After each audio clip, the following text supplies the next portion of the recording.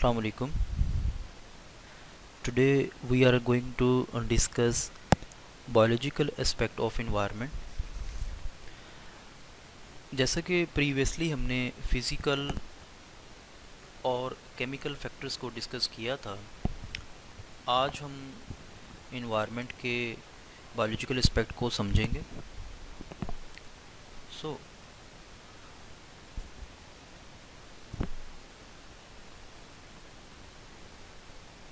biological aspect of the environment are the living organisms.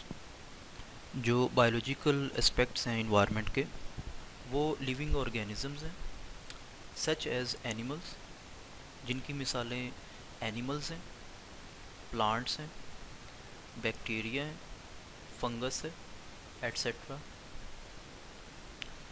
These are often referred as biotic factors. हम इनको biotic factors भी कहते हैं. हमने प्रीवियसली जो फिज़िकल एस्पेक्ट पढ़े थे हम उनको एबायोटिक फैक्टर्स कहते हैं, और बायोलॉजिकल एस्पेक्ट को हम लोग बायोटिक फैक्टर्स जो है वो भी बोलते हैं. So in the next scenario हम लोग देखते हैं कि biological factors that have major influence और contribution in maintaining the life supporting environment of the earth are as follows.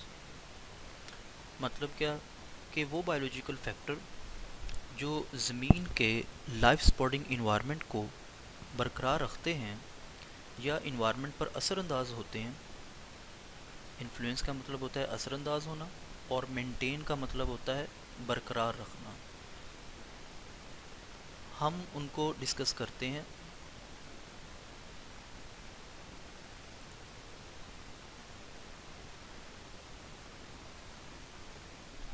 Occurrence of complementary processes of respiration and photosynthesis which operate in coordination to maintain the balance between amount of oxygen and carbon dioxide in the atmosphere. मतलब कि biological aspect में respiration और photosynthesis जैसे processes का मुकम्मल होना शामिल है, जो कि एटमॉस्फेयर में ऑक्सीजन और कार्बन डाइऑक्साइड की मिकदार को बैलेंस करती है. मतलब क्या हुआ हमारा कि हम लोग देख सकते हैं कि ये सूरज से लाइट एनर्जी आ रही है, पौधे इस लाइट एनर्जी को यूज़ करते हैं, इसको कन्वर्ट करते हैं केमिकल एनर्जी में. ये प्रोसेस जो है वो ये कहलाता है फोटोसिंथेसिस. जबकि दिस प्रोसेस, ये हमारा जो प्रोसेस है ये रेस्पिरेशन का है. मतलब एक्चुअल में हो क्या रहा है, एक्चुअल में ऑक्सीजन और कार्बन डाइऑक्साइड की जो कंसंट्रेशन है हमारे एटमॉस्फेयर में उसको बैलेंस किया जा रहा है. हमें पता है कि पौधे अपने रिस्पिरेटरी प्रोसेस में कार्बन डाइऑक्साइड गैस को जज़ब करते हैं, कार्बन डाइऑक्साइड लेते हैं और ऑक्सीजन को एटमॉस्फेयर में भेजते हैं. सो एक बैलेंस बनता है इनकी मिकदार का. कौन कौन सी चीज़ की मिकदार का? ऑक्सीजन का और हमारे पास कार्बन डाइऑक्साइड का.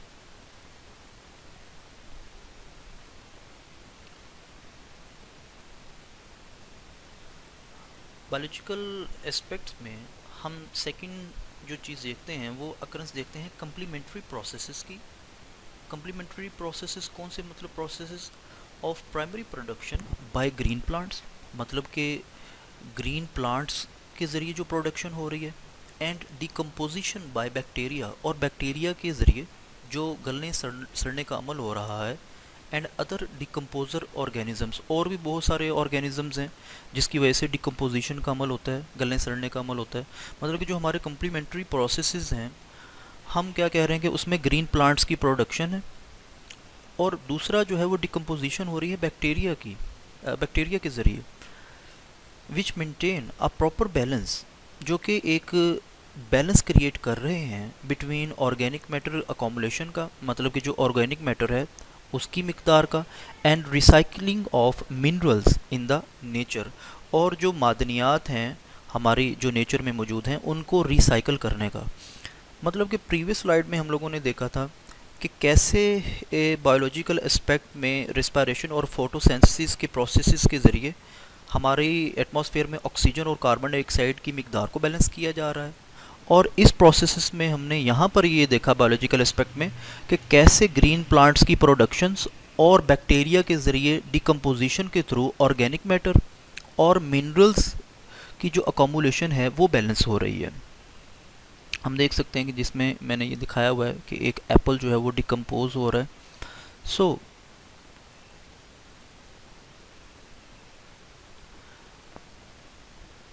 लास्ट में हमारे पास है अक्रंस of rich biodiversity which in turn results into numerous ecosystem services including stability of the ecological system of the earth।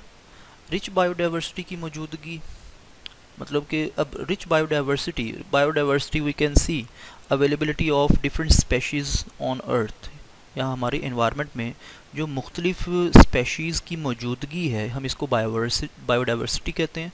तो इस बायोडाइवर्सिटी की मौजूदगी से क्या है कि हम कहते हैं कि इस रिच बायोडाइवर्सिटी की मौजूदगी जिसकी वजह से बेशुमार इकोसिस्टम वजूद में आते हैं, मतलब कि हाइड्रोलॉजिकल के इकोसिस्टम्स हैं हमारे पास।